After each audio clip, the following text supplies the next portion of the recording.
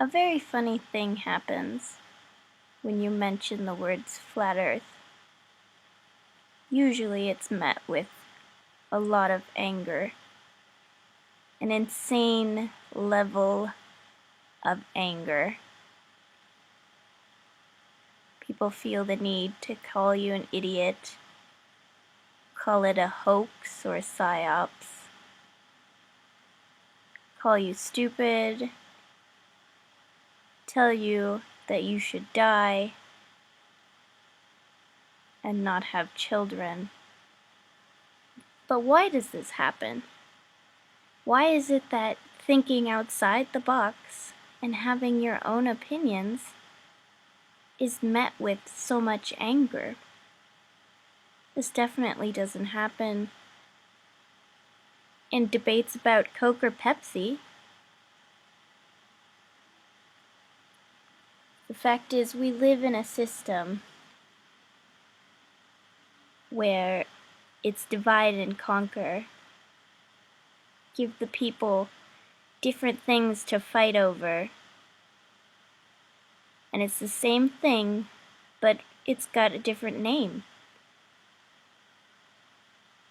If you're different, if you have a different opinion from the norm, it's frowned upon. And immediately what happens with Flat Earth is it's called a psyops. And everyone's screaming, shill, you're a shill, he's a shill. But I really don't care about who's a shill. I mean, it's the same thing with the 9/11 trade centers. Anybody who's looked into conspiracy theories enough will see a reoccurring theme. And that theme is that the people on top who run the show are Satan worshippers. It becomes very evident, and they do things to keep everyone else in fear and afraid. So, and I'm not saying that people didn't die during 9/11. We know that. We know that people died, but we know that it wasn't some terrorist from a cave somewhere with a box cutter that did it. Our government did it. And it's the same with Sandy Hook and San Bernardino. I don't know if people died or not, but you can look into it and find so many discrepancies that it doesn't add up. And that's the story with Flat Earth and what Flat Earthers are saying. And there are different models. No one is saying that if you get to a point, you're going to fall off the edge of the earth. I mean, there might be a model out there where someone believes that, but for the most part, we're saying there's some sort of barrier, or it's an infinite plane, but it's not round. And the more you look into Flat Earth and actually give it the time of day instead of getting angry and ranting about the stupidity of people, you start to realize that stuff really doesn't add up, just like other things, like 9/11 and Sandy Hook.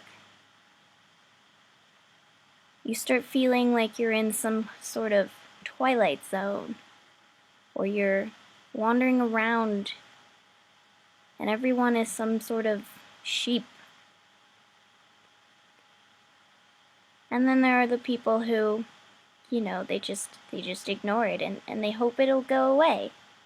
But Flat Earth isn't going away. Because Flat Earth exposes the lies that we're being told. And it gets people questioning what is really going on. And there's nothing wrong with questioning There's absolutely nothing wrong with seeking for yourself. And that's what Flat Earth does. You've got people who are now purchasing telescopes to actually see what the stars look like. You have people who buy weather balloons and cameras and send them up to see for themselves what's up there. And we're continuing to find that the story NASA and mainstream media has told us for generations about the world we live in doesn't make sense. Every picture we have of Earth is fake. And all that we want you to do as flat earthers is to investigate for yourselves. Right. Who is this really? What's going on? How come you want me to do all these weird things? Just go and start digging. All of it is fake. And they'll tell you, well, it's all composites that we had to stitch together because, you know, the Earth is so big. Well, why don't you just fly out far enough to get a good picture of it? Why does it all have to be an artist rendering or a composite? Why don't we have any real pictures? And you see pictures where the continents don't even match. And, you know, other stories they'll tell you as well, there's all that space junk out there, so we just have to clean it up and make it pretty. Well, why don't I have a picture of that then? Why don't you show me what all the satellites look like? You know, and you've got some people who are saying, well, you know, it's an oblate spheroid. It's sort of pear-shaped. And you're like, well, how come I don't have pictures of a pear-shaped Earth then? And people will immediately talk about, well, we've got, you know, meteors and stuff, and where do those come from? Without actually connecting some of the other dots. Yeah, stuff falls down from time to time. But if there's really all those meteors out there like they say there are, how come they don't hit all the satellites all the time? They do say that the ISS is constantly being pelted with micrometeors. How come the astronauts are never killed, or the ISS is never really knocked off course and sent plummeting to Earth? They are spinning a web of lies, and it's getting harder and harder to hold up. And people love to point to gravity, but there is actually nothing that proves gravity. And we had Neil deGrasse Tyson drop a microphone on stage, but what did that prove? What did that prove? Can you show me a spinning ball that holds water to it? Can you do an experiment where you can show that? You can't, because it's impossible. I'm supposed to believe that gravity is such a strong force that it holds everything down, including the water, and it keeps the moon in our orbit, and we can only see one side of the moon at any time, but we're spinning, and our moon is spinning around us, but it's not spinning itself, and we're spinning around the sun, and then the entire solar system is spinning around the galactic center. I mean, does gravity just get to pick and choose what it attracts and how it attracts it? Why doesn't the moon spin itself? How come, you know, I don't have my own gravity where little objects spin around me? Why doesn't the moon just crash into Earth, or the Earth just crash into the sun? And then they came out with this whole announcement about how they found gravity, and everyone was so excited and so happy. And then during the announcement, they showed a CGI of black holes spinning around each other, as if that was it. That's how we did it. And they showed this little CGI. Why don't we have any real pictures of black holes? And they're like, well, because they're black, we can't take pictures of them. Then how do you know they exist if you can't photograph it? Why would you trust anything if the only evidence of it is a CGI image or video? That's not real evidence. It's not. And then, we had people like Nikola Tesla who did amazing real science that actually benefited mankind. What has Einstein done for us but give us a bunch of jumbled up fancy math? Einstein was a fraud. He was a complete fraud. The universe and the world around us is electric.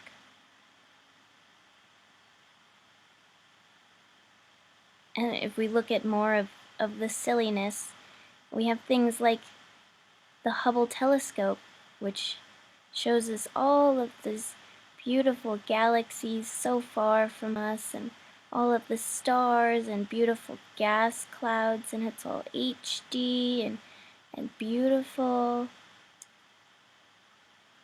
And then we point the Hubble at Pluto, and what did we get? Why did we have to wait for New Horizons to get to Pluto before we got a picture of it? Is Hubble farsighted, guys? Like, does that make any sense to you, that we can get these beautiful images of all these beautiful stars billions of light years away, but we had to wait years before a satellite supposedly passed Pluto, passed all of that debris and asteroids near Jupiter, and navigated through the void of space before we got this beautiful CGI image of Pluto. And you can obviously see that the cartoon is right on it. They're messing with us, guys. They're messing with us. Why is it that we don't see any pictures of stars around Earth? It's because amateur astronomers would figure that out in a heartbeat. They can't fake that kind of stuff, but they can show you stars billions of light years away, because how would you know? Hubble's not public access. And if they put out a picture of Earth and you could see like the Big Dipper in the background and Orion, like, people would figure that out.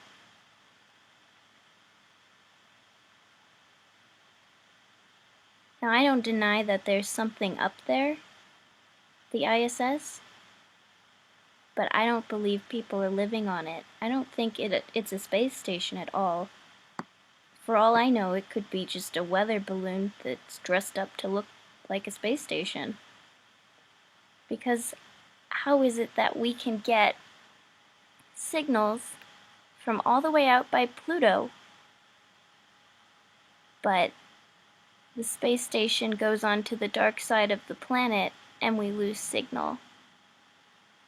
How do we have all those satellites up there, supposedly, and we lose signal. You know, I can't even get signal on my phone in parts of my house.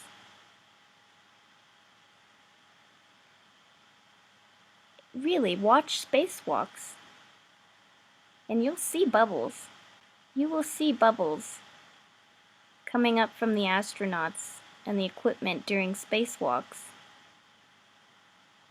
But we're so programmed today that we think they're UFOs or, oh, it's debris and dust. And then they'll literally put out stuff on the news about how astronauts almost drown during spacewalks. All right, we have a developing situation at the International Space Station. We want to let you know this is the feed coming in from NASA, their mission control. And joining us is Bill Harwood to talk about this. Bill, basically, as I understand it, there's a spacewalk set to take place that was underway, about a 6.5-hour mission it was supposed to be. Complication essentially arose in the sense that one of the astronauts reported a film of water in his helmet. Tell us about that. Yeah, that's right. The spacewalk had been underway for about 4 hours when Tim Kopra reported water in his helmet. Now, this is potentially a serious situation because if you remember back in July 2013, an Italian astronaut, Luca Parmitano, had a major leak in his helmet. He, in fact, almost drowned before he got back inside the space station. That just makes no fucking sense. I mean, it's just bullshit. Fuck. Oh, my. Yeah. You better put some snorkels in those helmets so they don't drown in space. We're living in an age where it is so easily to manipulate people. We have amazing computer graphics. And if we start from birth, which we do, you know, from birth, your first day in the classroom, you're told the Earth is a spinning globe. And to trust in your government, trust in the people who go to space.